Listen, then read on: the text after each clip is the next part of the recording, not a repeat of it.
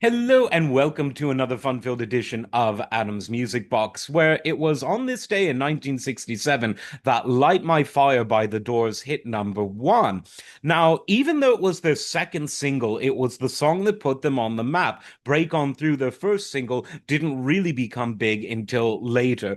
Now, The Doors were great songwriters. They were great improvisers, both musically and lyrically, and they were just a really, really tight band. People forget that each member of the Doors was so tight and so good at their instrument and so unique. Ray Manzarek had such a unique sound, right hand on the organ, left sound hand on the Fender bass, the gloss bottle slide guitar of Robbie Krieger, the jazzy yet at the same time rocky drumming of John Dennismore. I just can't say enough about how good the Doors were.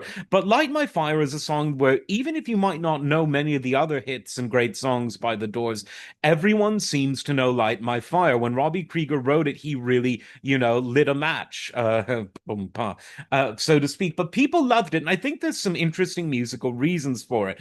On the one hand, it's a song that tips his hat to a lot of jazzy sort of chords. And the fact that much of the song, the bulk of it, is taken up by both an organ and guitar solo, again says that we are a band that, yes, we exist in the rock world, but we're not afraid to go on long improvisational solo tangents, as some critics might call it. The fact that there was that sort of neo-Baroque introduction was also something interesting. It threw in some sort of neoclassical bits before sort of going to the more jazzy and bluesy roots of the Doors that carried the song the rest of the way through. And as both Robbie and Dennis recently told Rick Beato, the neo-Baroque part was only supposed to be the intro, but they couldn't find a way to get out of the solo section back to the verse. So they said, well, let's just play the intro again.